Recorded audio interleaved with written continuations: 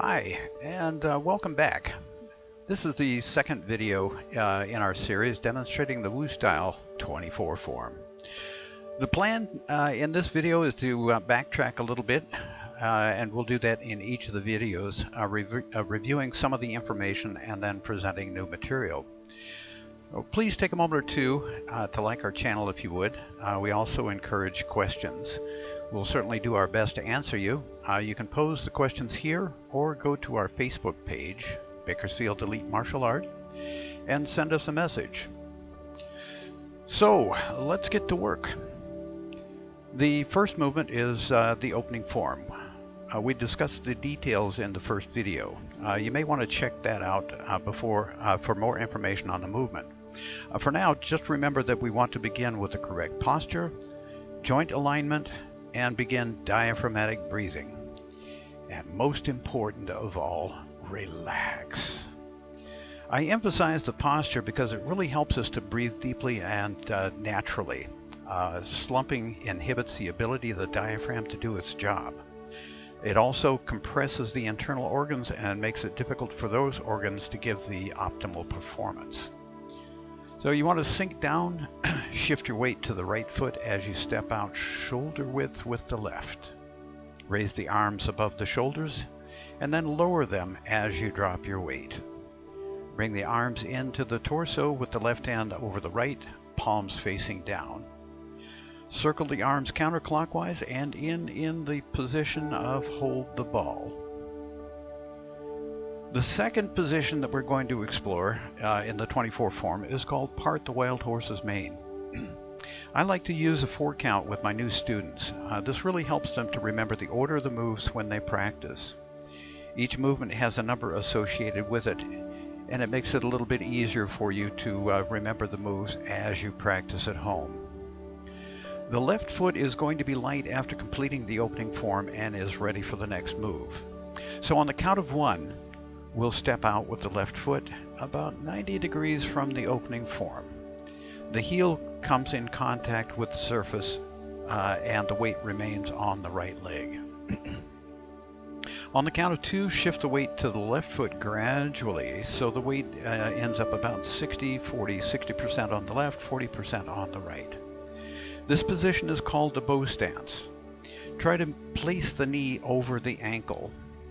The right leg is going to be straight, not locked, and the foot should be turned out just about 45 degrees.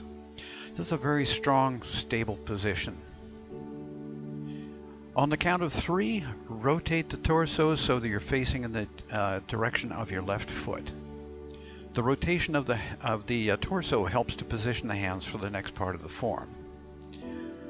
On the count of 4, raise the left arm, bending at the elbow, palm facing the torso. The shoulder, elbow, and wrist are all essentially on the same plane. Imagine that ball that we started out with is now pinned between your left hand and your chest. The right hand is going to slide back down, coming to rest at the waist, palm is facing down. Here's something that I find interesting and make a point of sharing this concept with my students early on. Most of the movements of the arms and legs originate with the torso. We have to remember that the body is not just a bunch of parts that happen to occupy the same space. Every movement that we make has an effect on the rest of the body. When we relax into the movements, the extremities will flow into the position, and this is one of the things that we strive for as we're practicing Tai Chi. Part the mane is performed 3 times. There is a transition between each of them. This is the point where a relaxed body position is really important. I like to use the same 4 count while performing the transition. So here we go. On the count of 1, we rock back, shifting the weight to the right foot. The heel of the left foot is the only part of the foot in contact with the surface. The majority of the weight is going to be on the right leg. We're going to use the heel much as you would a ball bearing as we perform the second part of the transition. At the count of 2, we're going to pivot 90 degrees to the left. The turn begins with the head and shoulders, followed by the hips. The movement of the hips will help turn the foot as long as we stay relaxed. On the count of 3, we need to shift our weight to the left foot, raise the right hand, much as you would if you were being sworn in at a court of law. Bring the left hand into the torso, palm up, and just about level with the belly button. Once the weight has settled on the left foot, bring the right foot up into a T-step. The majority of the weight is going to remain on the left foot. Now we come to 4, and things get a little bit involved, but you can do it.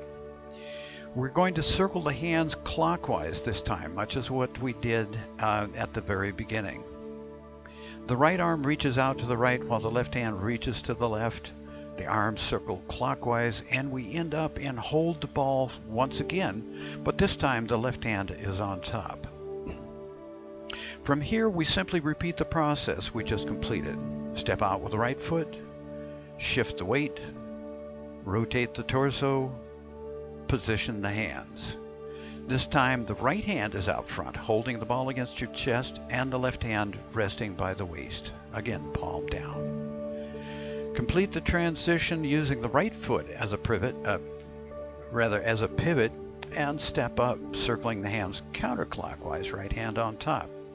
This is the same position that we adopted when we completed the opening form. Before we conclude this video, we're going to give you a bit of a preview of the next move. It's called White Crane Cools Its Wings. We'll go into more detail, but for now, here's a quick introduction. First, from the last part, the wild horse's mane, we're going to step forward with the right foot. Step up with the right foot and step out with the left foot, ending in an empty step on the left. At the same time, the left hand drops to the waist, again right around the belly button. The right hand is raised, similar to what we did in the transitions we just completed. Circle the hands counterclockwise as we did before. This is old hat. And we should end up in the hold the ball position with the left hand on top, palms facing each other, just like we did in the transition for Part the Wild Horse's Mane. A lot of the things that are going to happen at the same time. Again, we'll go into more detail in the next video, but for right now, we just want to introduce this new move. The right hand moves to the right above the head, extending out at about a 45-degree angle. The palm is up. Look at your right palm. So your head is going to turn to the right and looking at the right palm. At the same time, the left hand moves and the left foot. At the same time, the left hand and the left foot move to the left. The palm of the left hand faces down and travels along the left leg. Notice that much of the movement uses things that we learned in Part the Wild Horse's Mane. Again, we'll spend a little more time on the details the next time we get together. In the meantime, please let us know what you think about these videos. We'd appreciate that. We love questions. So if you do have a question, please post your question below or go to our Facebook page and send us your question there. We'll try to get back to you as quickly as we can. In the meantime, thanks for watching. And remember, as I always say, there's no wrong way to do Tai Chi. There's a better way. Thanks for watching.